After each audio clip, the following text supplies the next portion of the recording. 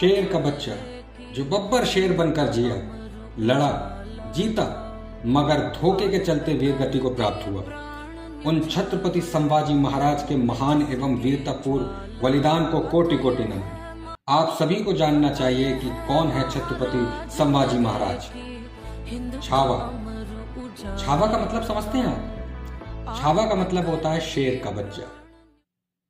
जी हाँ, वही शेर जिसे छत्रपति शिवाजी महाराज कहते हैं। छत्रपति संभाजी महाराज का जन्म 14 मई सन 1657 पुरंदर किले में हुआ। संभाजी महाराज की मां का नाम सईबाई था, जो छत्रपति शिवाजी महाराज की पहली पत्नी थी। मराठा राजपूत छत्रपति संभाजी महाराज जब 2 साल के थे तभी उनकी मां की मृत्यु हो गई। इसीलिए संभाजी की देखभाल उनकी दादी जीजाबाई ने की।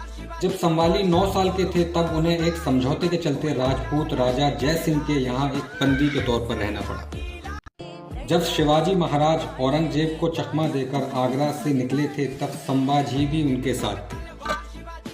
संभाजी बचपन से ही वॉरियर थे।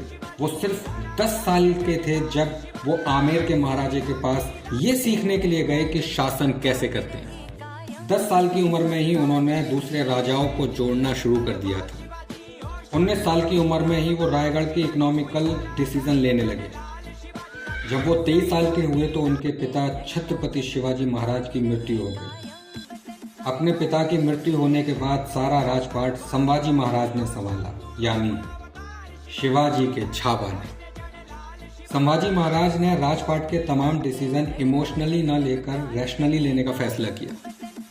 पिक्चर के जरिए ही सही, पर शौर और मराठा की गूंज एक बार फिर सुनाई दे रही है। छावा सिर्फ एक फिल्म नहीं बल्कि इतिहास की एक गूंज है, वो गूंज जिसे सुनकर हर कोई थर थर कांप रहा है।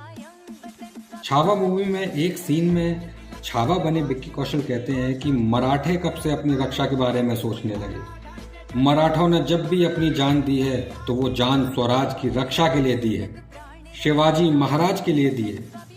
जो सर सिर्फ अपनी मातृभूमि के लिए झुकता है वो सर शत्रु के सामने कब से झुकने लगा।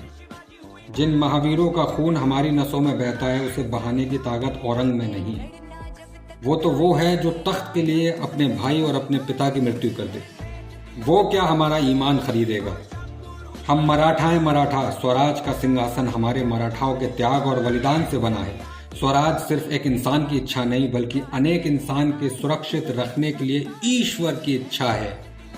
संभाजी महाराज स्वराज के लिए सब कुछ कुर्बान कर देने वाले योद्धा थे। मराठा साम्राज्य के दूसरे छत्रपति राजा और छत्रपति शिवाजी महाराज के उत्तराधिकारी थे। संभाजी अपनी वीरता और विद्वता के लिए प्रसिद्ध थे। आप यकीन नहीं करेंगे, महज 13 साल की आयु में संभाजी को 13 भाषाओं का ज्ञान था। संभाजी ने अपने कम वर्ष के शासन में 120 युद्ध किए और ख़ास बात यह है कि 120 युद्ध में संभाजी ने एक भी युद्ध नहीं हारा।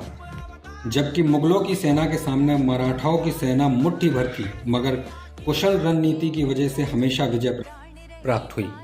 इतिहास कहता है कि संभाजी के हौसले से औरंगजेब इतना परेशान हो गया था कि उसने कसम खाई थी कि जब तक संभाजी पकड़े नहीं जाते तब तक वह अपने सर पर मुकुट नहीं पहनेगा।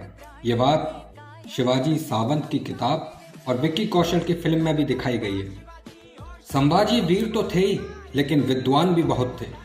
आपको यकीन नहीं होगा लेकिन 14 साल की उम्र में संभाजी ने बुधभूषण, नक्सिक, नायिका भेद और 7 शासक नाम के ग्रंथ लिखे थे। ये ग्रंथ संस्कृत में लिखे थे।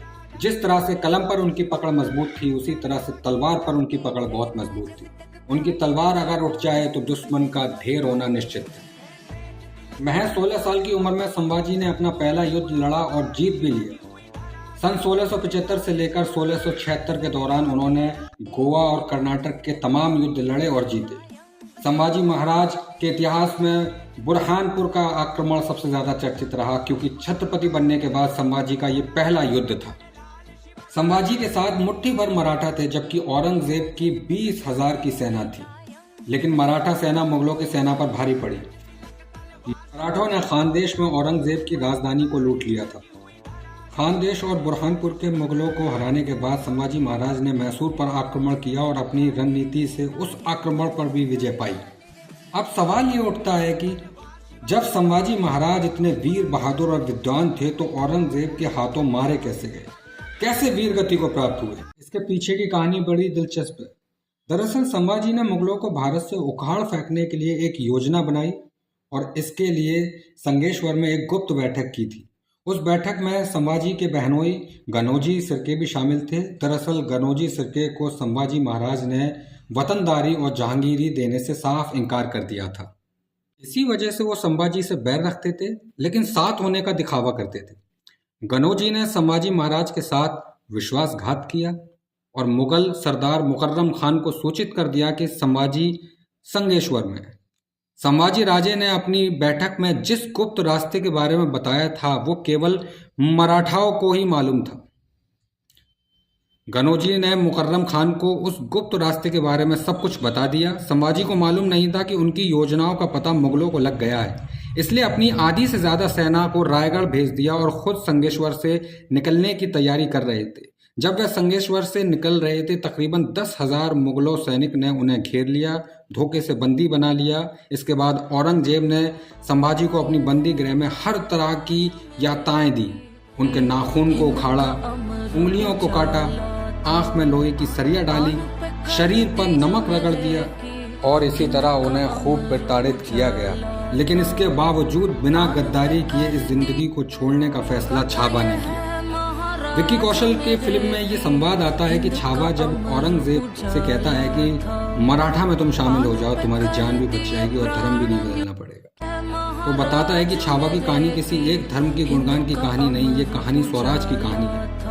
वह स्वराज जिसका सपना भारत के देश के हर धर्म के व्यक्ति ने देखा। लेकिन बड़ी हैरानी की बात होती है कि ये बड़ा दुर्भाग्यपूर्ण लगता है कि ऐसे योद्धाओं के बारे में हमें तब पता चलता है जब कोई फिल्म आती है या विवाद होता है। क्यों हमारी पीढ़ी को ऐसे महान हस्तियों के बारे में नहीं पढ़ा है?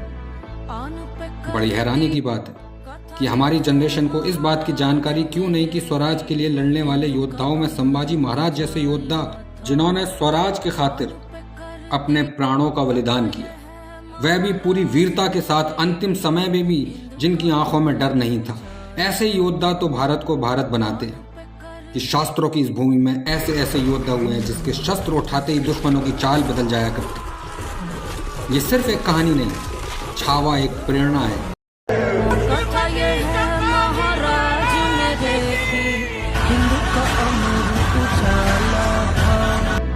आन पे कर दिए प्राण न्योछावर, लहू में जिसके ज्वाला